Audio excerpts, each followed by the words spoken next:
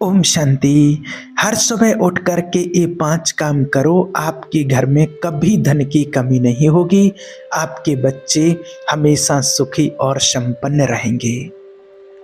क्या आपने कभी गौर किया है कि कुछ घरों में हर समय शांति, प्यार और सकारात्मकता रहती है, जबकि कुछ घरों में छोटी सी बात पर भी झगड़े और अशांति बनी रहती है।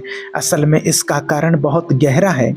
घर का वातावरण इस बात पर निर्भर करता है कि हम हर सुबह अपने दिन की शुरुआत कैसे करते हैं। सुबह का समय बहुत कीमती होता है। यह सिर्फ नया दिन ही नहीं लाता, बल्कि हमारे पूरे दिन की दिशा भी तय करता है। अगर सुबह की शुरुआत तनाव, गुस्से या भागदौड़ में होती है तो पूरा दिन वैसा ही बीतता है। लेकिन अगर सुबह की शुरुआत ईश्वर के साथ, भगवान का ध्यान और सकारात्मक ऊर्जा से होती है तो घर का माहौल प्रेम और शांति से भर जाता है। याद रखना, दिन की शुरुआत में परमात्मा का धन्यवाद करके और भगवान के ध्यान से करनी चाहिए। जब हम हर सुबह बैठकर भगवान का ध्यान करते हैं अपने बच्चों और परिवार के साथ, तो घर में हमेशा संपन्नता और बरकत रहती है। और जब एक दूसरे को परिवार में प्यार और आशीर्वाद देते हैं, तब वो घर स्वर्ग के जैसा बन जाता है। आज की इस वीडियो में हम जानेंगे कि वो कौन कौन से 5 काम हैं जिन्हें हर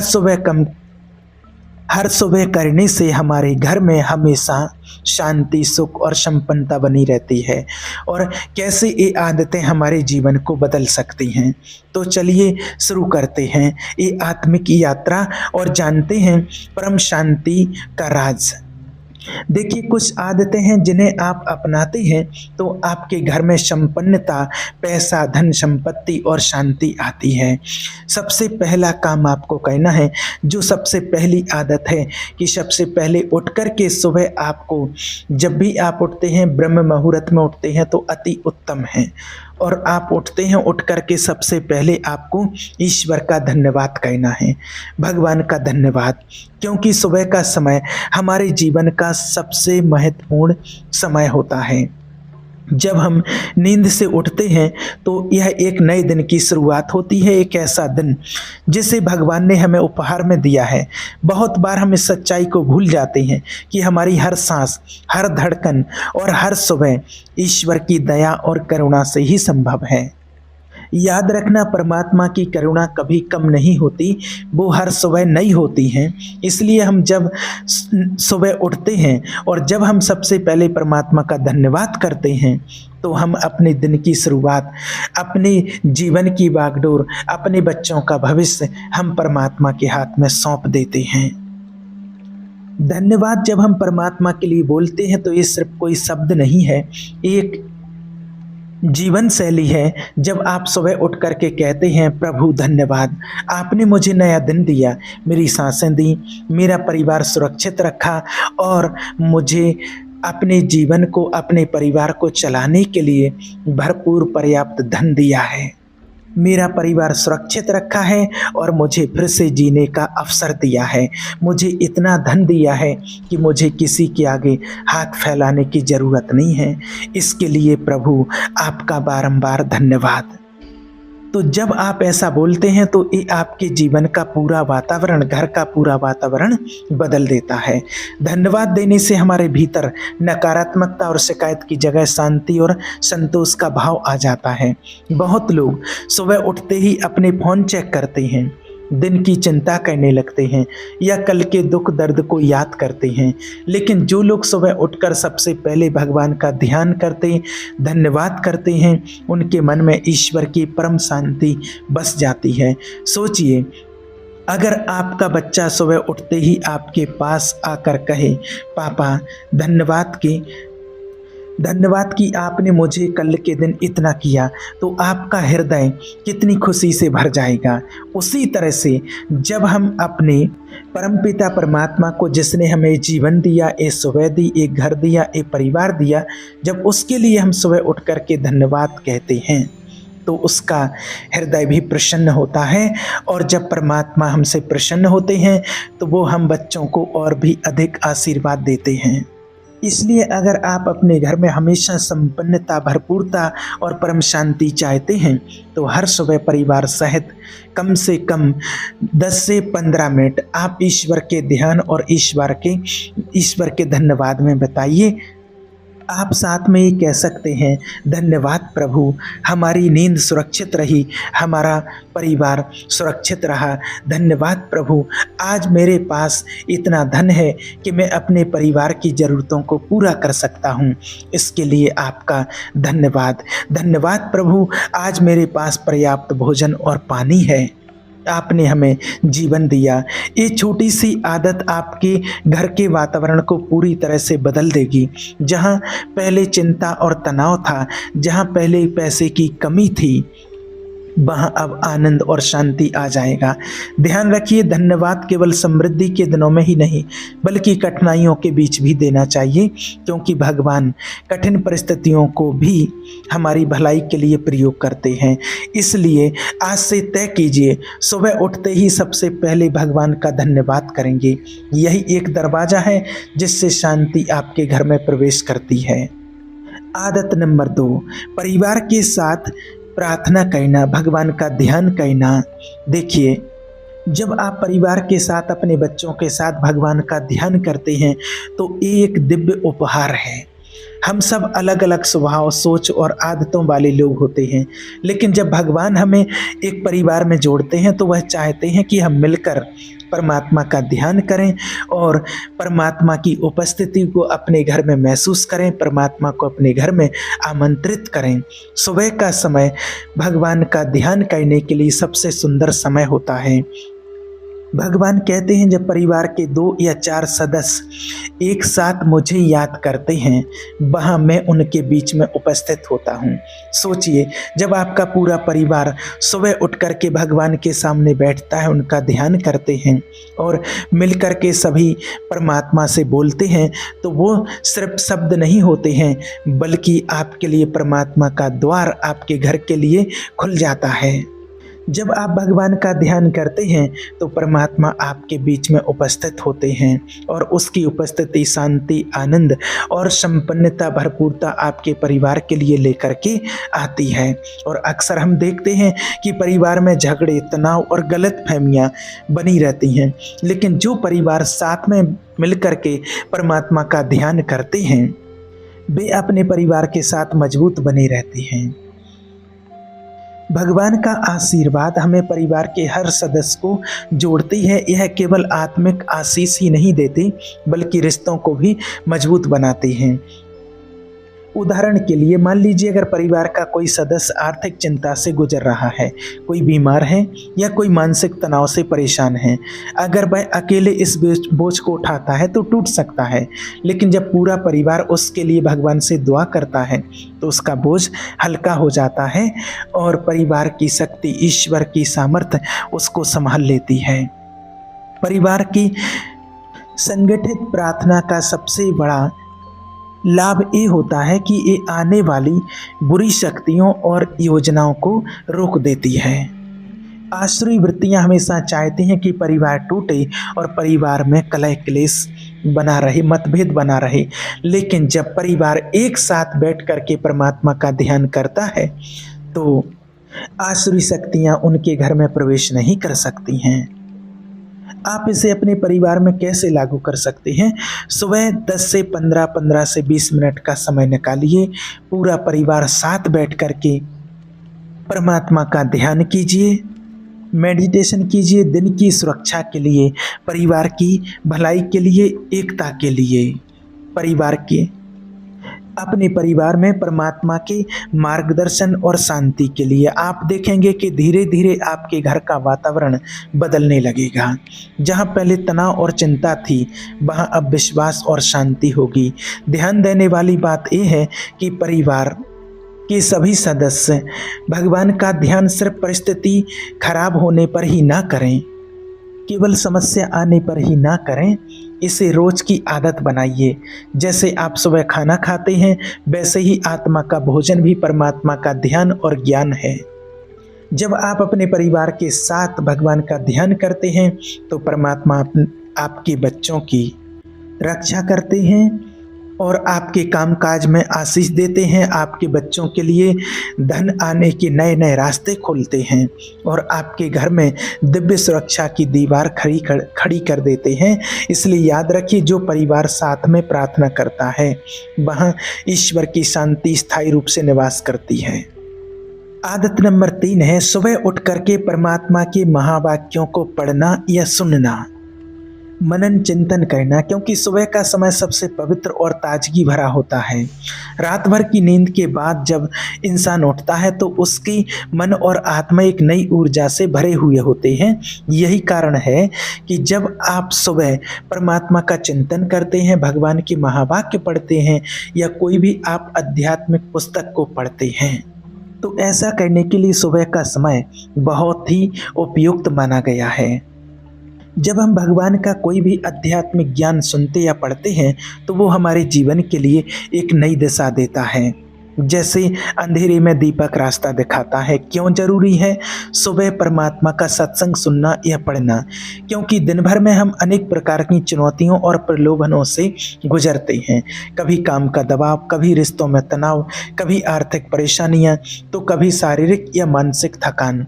अगर हम सुबह भगवान के महावाक्यों को सुनते हैं और जिनका नियम होता है, जैसे सभी बाबा के बच्चे सुबह सुबह मुरली सुनते हैं, परमात्मा के महावाक्य सुनते हैं, तो उसमें उनको सारे दिन के लिए समझो कि उनकी बैटरी चार्ज हो जाती है, सारे दिन के लिए मार्गदर्शन मिल जाता है और उससे हमें शक्ति, धैर्य और समझदारी मिलती है, जिससे हर समस्या का समाधान हम सही दृष्टिकोण से कर सकें।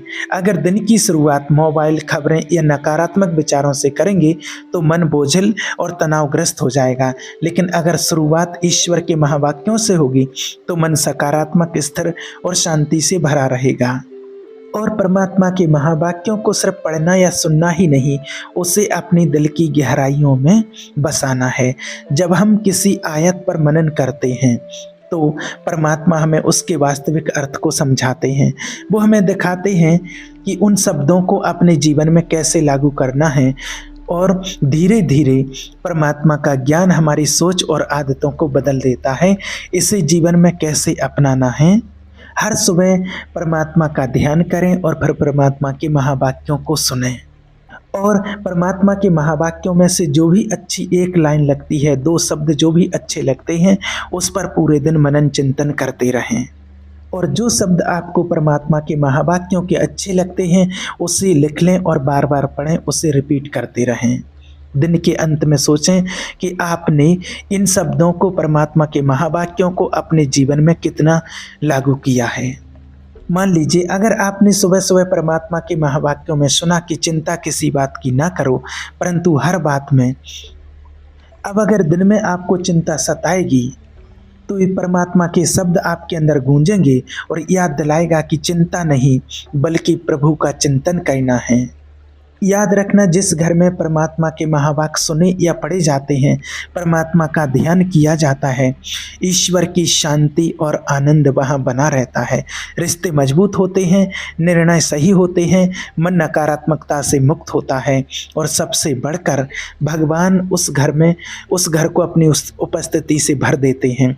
इसलिए याद रखिए, सुबह सुबह परमात्मा को याद करना या भगवान का मनन चिंतन ज्ञान सुनना कोई धार्मिक रिवाज नहीं है, बल्कि ये आत्मा का भोजन है जो आपको पूरे दिन के लिए तैयार करता है। अब आदत नंबर 5, प्यार और आशीर्वाद से दिन की शुरुआत कीजिए। हमारे घरों की अधिकतर समस्याएं छोटी छोटी बातों से शुरू होती हैं, कभी किसी के कठोर शब्दों से तो कभी गलत फहमियों से। दिन की शुरुआत यदि गुस्से, शिकायत या उपेक्षा से होती है तो उसका असर पूरे दिन पर पड़ता है, लेकिन यदि वही दिन प्रेम और आशीर्वाद से शुरू हो तो पूरा माहौल बदल जाता है। याद रखना, सबसे बढ़कर आपस में बहुत प्रेम रखो, क्योंकि प्रेम हमारे अनेक पापों को नष्ट कर देता है। क्यों जरूरी है सुबह परमात्मा का आशीर्वाद? जब हम सुबह अपने परिवार को परमात्मा के साथ आशीष देते हैं तो वो हमारे पूरे दिन को और हमारे शब्दों को सकारात्मक बना देते हैं। प्रेम और प्रोत्साहन से रिश्तों की दूरी मिट जाती है और घर में एकता आती है। एक मीठा शब्द किसी भी तनाव या उदासी को मिटाकर आशा और उत्साह जगा सकता है। घर में हर सदस्य महसूस करता है कि वो मूल्यवान और प्रेम किया हुआ है। इसे व्यवहार में लाएं। इसे व्यवहार में लाने के लिए क्या करना है आपको? सुबह उठते ही साथ मुस्कान और शुभकामनाएं दें। अपने सदस्यों से गुड मॉर्निंग बोलें या फिर आज का दिन आपके लिए परमात्मा के आशीष से भरा हुआ हो। और बच्चों को आशीर्वाद दें। स्कूल जाते समय बच्चों के सिर पर हाथ रखकर कहें, तुम सफल होंगे, ईश्वर आपके साथ है, सफलता आपके कदम चूमेगी। और पति पत्नी का आपसी प्रेम एक दूसरे को प्रोत्साहन दें ताकि तनाव और शिकायतें दिन की शुरुआत में ही ना हों। और परिवार में भगवान का ध्यान करते समय एक दूसरे के लिए धन्यवाद जरूर दें। ये भावना पूरे परिवार को जोड़ती है। याद रखना, आपके शब्द किसी के जीवन को सुखी और सुरक्षित आशीषों से भर सकते हैं। प्रेम और आशीर्वाद का परिणाम घर में झगड़े और कटुता कम होने लगती है। बच्चे आत्मविश्वास से भरते हैं और माता पिता के प्रति अधिक आदर रखते हैं। पति पत्नी का रिश्ता मजबूत होता है। सबसे बढ़कर घर का वातावरण ईश्वर की शांति और आनंद और संपन्नता से भर जाता है। भगवान देखिए हमेशा हमें कहते हैं कि एक दूसरे से प्रेम रखो। जैसा मैंने तुम्हें प्रेम रखा है वैसे ही तुम भी एक दूसरे से प्रेम रखो। सुबह का परमात्मा का ध्यान करना एक औपचारिकता नहीं है, बल्कि ये ईश्वर की शांति को घर में आमंत्रित करने का तरीका है। जब हम अपने प्रियजनों को प्यार और आशीर्वाद के साथ दिन की शुरुआत कराते हैं तो वास्तव में हम उनके पूरे दिन को स्वर्ग के जैसा बना देते हैं। अब पांचवा काम, आदत नंबर 5, सेवा और करुणा का संकल्प लेना। हर सुबह का समय केवल दिन की योजना बनाने का नहीं, बल्कि जीवन को दिशा देने का भी अवसर होता है। यदि हम दिन की शुरुआत इन संकल्पों से करें कि आज मैं किसी की मदद जरूर करूंगा, तो ये सोच न केवल हमारे हृदय को हल्का करती है, बल्कि पूरे घर के वातावरण को आशीर्वाद से भर देती है। सेवा और करुणा क्यों जरूरी है? सबसे पहली बात तो इससे आध्यात्मिक शांति मिलती है। जब हम दूसरों की मदद करते हैं तो भीतर एक आत्मिक आनंद और शांति का अनुभव होता है और घर में सकारात्मक ऊर्जा आती है। यदि परिवार के सदस्य मिलकर दूसरों की भलाई में योगदान देते हैं तो घर से नकारात्मकता दूर हो जाती है। तीसरा, देखिए बच्चों के लिए आदर्श। जब बच्चे अपने माता पिता को करुणा और सेवा का जीवन जीते देखते हैं तो वे भी यही गुण सीखते हैं। और रिश्तों में एकता, मिलकर सेवा करना परिवार को जोड़ता है और एक दूसरे के प्रति प्रेम को गहरा करता है। सेवा और करुणा को व्यवहार में कैसे लाएं? घर के भीतर से ही शुरुआत करें। अगर कोई बीमार है या उदास है तो उसके लिए समय निकालें। एक प्यारा शब्द भी सेवा है। छोटी छोटी मदद करें, घर का काम बांटना, पड़ोसी की ज़रूरत पूरी करना या किसी गरीब को भोजन देना। दिन का छोटा संकल्प बनाइए। हर सुबह निश्चय करें कि आज मैं कम से कम एक इंसान के चेहरे पर मुस्कान लाऊंगा। आर्थिक या समय का योगदान हर कोई पैसे से नहीं, लेकिन समय देकर, ध्यान देकर और प्रेम बांटकर सेवा कर सकता है। और फिर आप देखेंगे घर में अद्भुत परिवर्तन आएगा और नकारात्मक विचार धीरे धीरे समाप्त होते हैं और उनकी जगह शांति, संतोष और धन से संपन्नता रहती है। ध्यान रखना, अपने घर में परमात्मा का ध्यान करना ईश्वर को अधिक प्रिय होता है और ईश्वर का आशीर्वाद हमेशा उस पर प्रकट होता है।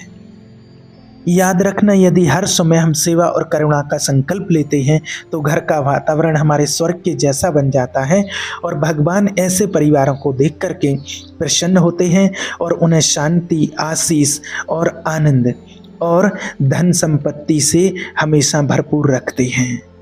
तो आज हमने सीखा घर में की जाने वाली छोटी छोटी आदतें किस तरह हमारे जीवन को बदल सकती हैं।